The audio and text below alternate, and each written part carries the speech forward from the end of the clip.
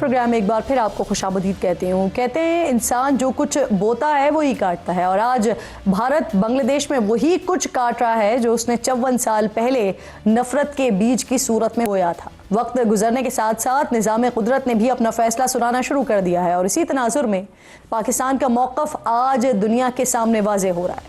بنگلہ دیشی عوام اور پاکستان کے درمیان نفرت پر مبنی جھوٹا بھارتی پروپیگنڈا اب خود اپنی موت مر رہا ہے، لیکن اس کے باوجود بھارت تاریخ کے اس خودکار انتقامی نظام سے سبق سیکھنے کو تیار نظر نہیں آتا۔ یہی وجہ ہے کہ ایک مرتبہ پھر 1971 کی طرز پر مکتی بائنی ماڈل کو زندہ کرنے کی کوشش کی جا رہی ہے تاکہ ڈھاکہ میں اپنا ڈوبتا ہوا سورج کسی طرح بچایا جا سکے۔ پچھلے سال بنگلہ دیش میں بھارت نواز شیخ حسینہ واجد کا تختہ الٹنے کے بعد حالات نے واضح رخ اختیار کیا۔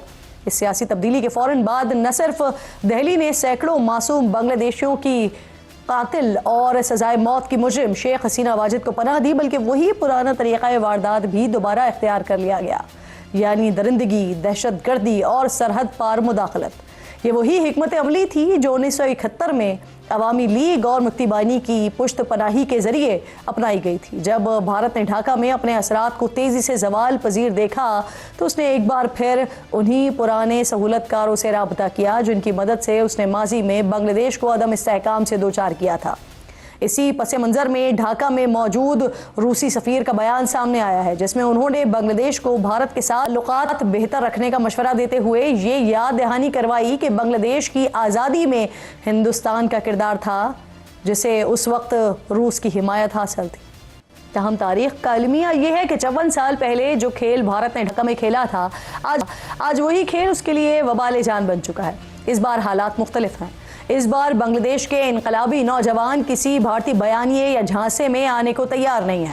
عوامی لیگ کی صورت میں مکتی بائنی کے شرانگیز کردار کو اب بنگلہ دیش کی سڑکوں پر کھلے عام مسترد کیا جا رہا ہے، چاہے بھارت مخالف بنگالی اسٹوڈنٹ رہنما عثمان ہادی پر قاتلانہ حملہ ہو یا اس واقعے کے بعد مظاہروں میں ایک ہندو شخص کی ہلاکت کو بنیاد بنا کر مذہبی منافرت کو ہوا دینے کی کوشش ہو۔ ہر موقع پر بنگلہ دیشی عوام نے واضح کر دیا ہے کہ وہ اس بار بھارت کی کسی بھی منصوبے کا حصہ نہیں بنیں گے۔ یہاں تک کہ عوامی رد عمل میں بھارت کو کھلے لفظوں میں یہ پیغام دیا گیا ہے کہ اگر اس نے بنگلہ دیش کے اندرونی معاملات میں مداخلت جاری رکھی تو نتائج اس کے اپنے لیے ناقابل تصور ہو سکتے ہیں۔ اسی بدلتی ہوئی زمینی حقیقت کا اعتراف اب خود بھارت میں بھی کیا جا رہا ہے۔ 1971 کے بعد پہلی بار بھارت کو بنگلہ دیش میں انتہائی مشکل حالات کا سامنا کرنا پڑا ہے، اور یہ محض تجزیہ نہیں ہے بلکہ سرکاری ریکارڈ کا حصہ بن چکا ہے۔ بھارتی وزارت خارجہ کی پارلیمانی کمیٹی کی رپورٹ میں تسلیم کیا گیا ہے کہ بنگلہ دیش کی نوجوان نسل بھارت سے سخت نالاں ہے۔ رپورٹ کے مطابق عوامی لیگ عملاً اپنی سیاسی گرفت کھو چکی ہے، جبکہ نوجوان بنگلہ دیش کے قیام میں بھارت کے کردار کو اب شک کی نگاہ سے دیکھ رہے ہیں۔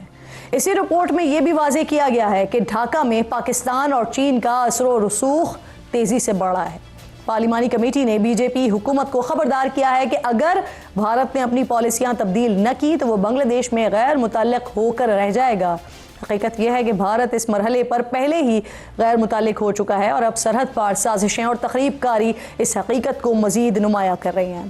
جہاں تک ڈھاکہ میں پاکستان کے بڑھتے ہوئے کردار کا تعلق ہے تو اسے محض سفارتی یا سیاسی اثر و رسوخ کہنا درست نہیں ہے۔ یہ دراصل وہی فطری، تاریخی اور جذباتی رشتہ ہے جو 1947 سے پہلے بھی موجود تھا، 1971 سے پہلے بھی موجود تھا، اور اس کے بعد بھی آج بھی دلوں میں زندہ رہا ہے۔ البتہ چند بھارت نواز بنگلہ دیشی سیاستدانوں نے اپنے ذاتی مفادات کے لیے اس محبت کو نفرت میں بدلنے کی کوشش کی ہے، اور اس افسوس ناک بات یہ ہے اس وقت کے خطے کے بعض حکمران بھی اس من گھڑت پروپیگنڈے کا شکار ہو گئے ہیں۔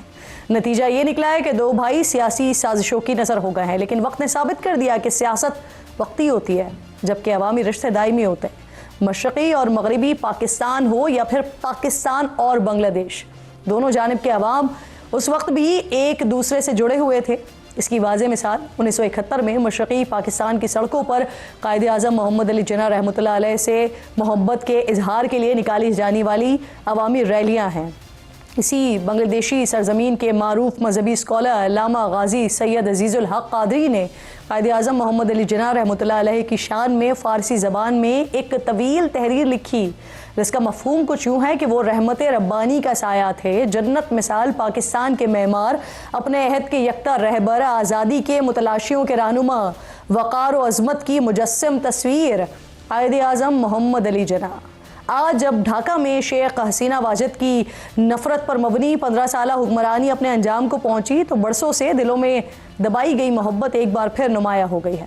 اسی جذبے کا عملی اظہار پچھلے 2 برسوں سے ڈھاکہ میں قائد اعظم محمد علی جناح اور علامہ اقبال رحمۃ اللہ علیہ کے یوم وفات کی تقاریب کی صورت میں دیکھا جا رہا ہے۔ ان تمام سیاسی اور عوامی تبدیلیوں کے تناظر میں ایک اور بڑی اہم پیش رفت یہ کہ بنگلہ دیش کی سابق وزیر اعظم خالدہ ضیاء کے صاحبزادے اور بنگلہ دیش نیشنلسٹ پارٹی کے نائب صدر طارق رحمان 17 سالہ جلاوطنی کے بعد لندن سے وطن واپس آ چکے ہیں۔ 12 فروری کو ہونے والے انتخابات میں طارق رحمان کو وزارت عظمیٰ کے مضبوط امیدوار کے طور پر بھی دیکھا جا رہا ہے۔ پروگرام کا وقت اپنے اختتام کو پہنچا، انشاءاللہ ملاقات ہوگی کل